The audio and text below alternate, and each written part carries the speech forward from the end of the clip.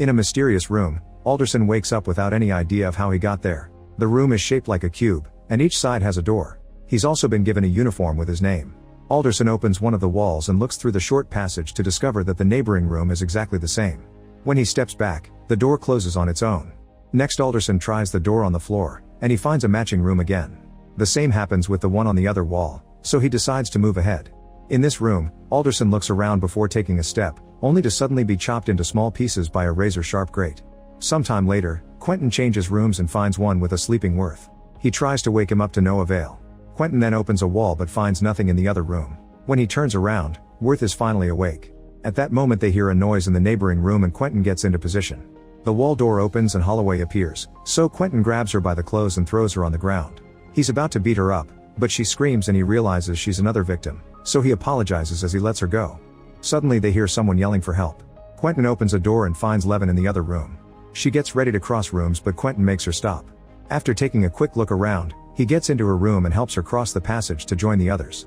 In the process, her glasses fall and crack. Then the ceiling door opens to reveal Ren, who comes down to join them. Quentin tells the group that they can't go around climbing into spaces because there are traps and shares that when he looked into the lower room, he almost lost his head. Holloway notices that Worth's head is bleeding and checks his wound, explaining she's a doctor. Ren takes off his boots and throws one into a neighboring room. A trap immediately activates and sets the boot on fire, so Ren concludes there are motion sensors in the walls. Quentin asks if anyone remembers how they got there, but nobody does. They all were going through the usual routines only to pass out and wake up there wearing these uniforms. While hearing weird noises from above, the group discusses what to do. Levin thinks they should wait in that room for someone, however Worth thinks nobody will come for them. Most of them agree they should look for an exit. When Levin starts having a breakdown, Quentin calms her down and explains he's a cop, so he promises to keep her safe. Ren throws his boot into another room and nothing happens, so they move to that one. They repeat this process a couple of times as the strange mechanical sounds seem to be getting closer. While crossing one of the passages, Levin notices a small plaque and puts on her glasses to read it. There are numbers on it, and each room has a different plaque. The group hopes this doesn't mean there are over 500 million rooms. Holloway points out that they'll only live for 3 days in these stressful conditions without food and water. Ren reveals he's been sucking on a button and tells her to do the same because it keeps the saliva flowing. A few cubes later, Ren stops the group from entering the next room. The boot is fine. However, he's noticed that the air is dry in there, so he thinks there's a molecular chemical sensor that detects hydrogen excreted from the skin. He also reveals he knows all this because he's a sensor expert. Quentin realizes Ren is the infamous Bird of Attica who has escaped from 7 prisons. Ren confirms it and admits he's only working with them because he may need their shoes in the future, but if they behave foolishly he'll leave them behind. After a condescending speech on keeping focus, Ren tests another room with the boot and crosses the passage. He lands safely on the other side, but after a second, a device sprays acid on his face. The door has already closed, so Quentin opens it again and Ren comes back with melting skin. His body squirms for a little while before he finally dies. If Ren Boot's plan doesn't always work, they need to analyze the whole situation again. Quentin points out he's a cop, Ren was an escape artist, and Holloway is a doctor, so everyone must have a purpose here. However, Levin says she's just a college student and Worth has a boring desk job. Holloway starts ranting, saying they came into their home and stripped them bare. She laments the loss of her jewelry, and Quentin realizes that they took everything except for Levin's glasses. He concludes they let her have them because they expect her to be able to read and wonders if she's studying math. Levin puts her glasses on and starts reading the plaques. She also remembers the numbers of every room they've gone through, which helps her realize that prime numbers only appear in rooms with traps. Levin chooses the only passage with no prime number and crosses safely, confirming her theory. With Levin guiding them, the group keeps moving from room to room without issues. Around 9 or 10 hours later, they're still trapped and don't feel like they've made any progress. Holloway is starting to lose her mind, so Quentin chats with her to distract her. She doesn't want to discuss her job, so she asks about his family. Quentin shares that he has 3 kids and he's separated from his wife. The group moves to the next room and Levin can't find the correct numbers on the walls or the floor, which means the next door is the ceiling one. Quentin climbs to open it, only for Kazan to fall on top of the group. He rests his forehead on the wall while doing some peculiar hand gestures. Holloway realizes he's autistic and promises to take care of him. More hours pass with the group going from room to room following the numbers.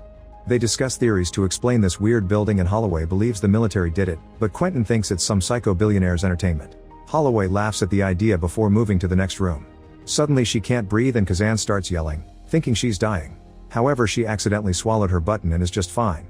When Levin finds the next correct numbers, Worth disagrees with her. Quentin trusts Levin more, so he moves ahead, only for Levin to yell at him to make him freeze. He realizes he's surrounded by razor wire and jumps out of the trap right before it closes, although he still gets a cut on his leg. Kazan starts yelling again and stays in the previous room while the others join Quentin. Since they can barely hear anything with Kazan screaming, Quentin sends Worth to take care of the boy. Then he tells Levin and Holloway that he's suspicious of Worth because he knew this room wasn't the right one. When Worth comes back with Kazan, the group decides to have a break since Levin's system can't be trusted anymore. Levin starts making a bunch of calculations and Kazan pees in a corner. Worth is amused by everything and Quentin calls him out for his constant negative attitude, so an argument ensues. Quentin points out that if nothing really matters then Worth could simply just jump into the next random room. This makes Worth finally snap and yell that there's no way out. He knows this because he was hired to design the exterior of the building, but he doesn't have any other information. They only asked him for a hollow shell shaped like a cube. Worth never left his office, they just called him and gave him instructions without ever sharing their identity. Quentin is skeptical but Holloway explains that's how conspiring companies stay hidden. They keep each employee separated so nobody knows too much. She starts ranting against the system and the government, however Worth thinks it's a headless blunder that only appears to be a master plan.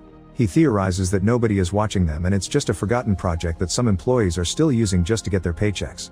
His conclusion is that everything is pointless, which leaves everyone in philosophical despair. When Worth mocks Quentin, the cop finally snaps and starts beating him up. Levin stops him and reminds him that they need Worth since he's the only one with any information.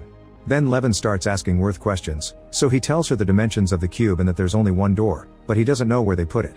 She walks around the room to make some calculations that she compares to the dimensions Worth shared, and in the end she concludes that there are 17,576 rooms. Thinking about this a bit more, Levin realizes that the numbers are coded Cartesian coordinates, usually used in three-dimensional graphs. This means the numbers are like latitude and longitude on a map that tell them where they are inside the cube. After a quick calculation, she tells the group that there's 7 rooms from the edge. The group starts moving again and Quentin decides Worth will always go first to check for traps. While moving through the next passage, Levin finds some coordinates that don't make sense because they appear to indicate a place outside the cube, but they're still trapped. When they finally reach the edge, they open the floor door while Kazan keeps repeating the word trap.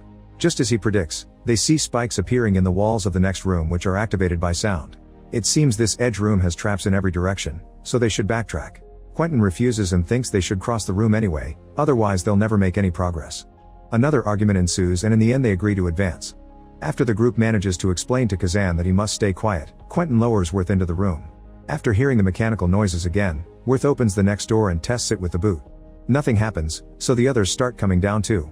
Kazan accidentally steps on the floor door and his pants get stuck, but Holloway manages to keep him quiet and free him without making noise. Now only Quentin is left.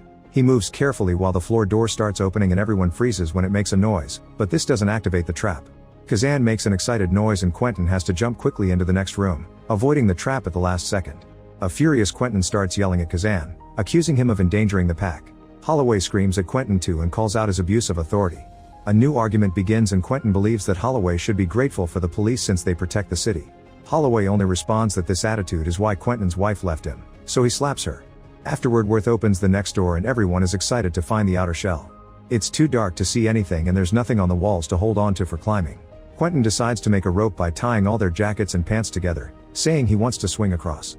Levin points out he's too heavy and wants to go instead since she's the lightest, but they need her to do the math. Holloway volunteers to go instead. While the others hold the makeshift rope, Holloway carefully climbs down the shell wall. When she reaches the end of the rope, she starts swinging to try to reach the opposite wall. Suddenly the room starts shaking and causes the group to accidentally drop the rope, so Quentin quickly jumps into the passage to retake it. Levin and Worth grab his legs to hold him in place and Holloway climbs back up until she's holding on to Quentin's hand. At that moment his face changes and Holloway cries out before he lets go, dropping her to her death. When Quentin goes back inside, he pretends that Holloway fell by accident. He wants to keep moving but Levin is on the edge of a breakdown, so Worth convinces him to take a break. They decide to take a nap and Quentin waits until everyone is asleep to steal the boot from Worth. Then he wakes Levin up and takes her to the next room. He thinks that without the others, she can concentrate.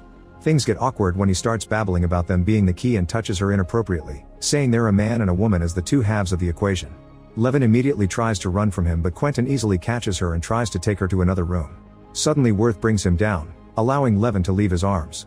As Kazan also joins them, Quentin goes on another rant, saying everyone else is a spy and insulting Holloway. This makes Levin realize he dropped her, so she and Worth tell him to leave alone.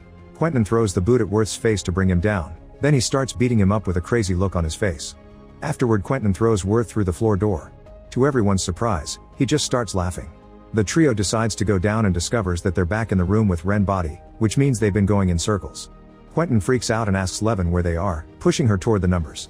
Levin says she doesn't know and yells at him, pointing out that he hasn't done anything. Feeling nothing but despair, Quentin says Worth was right, there's no way out.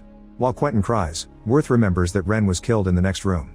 He takes a look and sees there's nothing out there, so they're back on the edge. This doesn't make sense because he remembers Ren entering a room. Quentin thinks he's wasting time and throws the boot at him, so it falls down the edge. Worth ignores him and keeps talking, pointing out that they haven't been moving in circles. It's the rooms that have been moving all along, which explains the weird mechanical noises and the shaking. Levin realizes he's right and they look at the plaques together. They conclude that the numbers are a list of all the coordinates that the room passes through. The room that had a coordinate outside the cube must be the bridge to enter the cube. They didn't see the exit because it had already moved. They have to go back to that room and wait until it returns to its original position to leave. Levin does a bunch of calculations using the numbers surrounding them and concludes that the rooms will return to their original positions in 2 more moves. Quentin wants to get moving, but there's still the matter of traps. Levin has realized that the traps are identified by the power of a prime, which is a number too big for her to calculate in her head. An argument ensues, but they're interrupted by Kazan, who solves the first equation in just a second. It turns out he's the kind of autistic person who can do genius-level calculations in his mind. After Kazan gives them the answer, Quentin throws Worth into the other room without warning. No trap is activated, so they keep moving with Kazan as their guide. Quentin keeps complaining about everything and doesn't move fast enough, so his head gets trapped when the door closes against his neck. Levin and Kazan rush to check the other doors while Worth uses the chance to push Quentin back and close the door. Then Worth makes Levin check the floor door and steps away, so Quentin reopens the door to join them. Suddenly Worth opens the floor door and Quentin falls, hitting his head hard enough to bleed. Now the trio can keep moving without his violent behavior. A few cubes later, they find the edge again, and they have to move out of the way when a room slides down. It lands in front of their door, confirming their theory. Levin and Worth move to the next room, but before Kazan can join them, the rooms move and he's taken away. They can hear him screaming nearby, so Worth crosses a few rooms to find him. However, Kazan is scared and refuses to move. Meanwhile, Levin steps on something painful and finds the shard that fell from her glasses, which means they're at the beginning and they should have never moved like she said. She tells the others to hurry up, so Worth promises to get Kazan tons of candy to finally convince him to move. The trio reunites right before the room moves again. Levin checks the door but there's nothing, so they wait for the next move. After the room shakes again, the group moves to the next one and Kazan rushes to find the right numbers. When he opens the right door, they finally see sunlight. However, Worth refuses to leave because he has nothing to live for and thinks the only thing outside is boundless human stupidity. Levin tries to comfort him, but she's interrupted when she's suddenly stabbed in the chest. Quentin is back and has used a doorknob to kill her. A furious Worth tackles and the men start fighting, but Quentin quickly stabs Worth too. The room is starting to shake, so Kazan opens the exit and leaves. Quentin tries to follow him but Worth grabs his legs to keep him back. When the room moves, Quentin is crushed to death. Worth collapses and moves to die next to Levin while Kazan walks to his freedom. Make sure to subscribe and turn on notifications so you can watch more videos like this. Thanks for watching.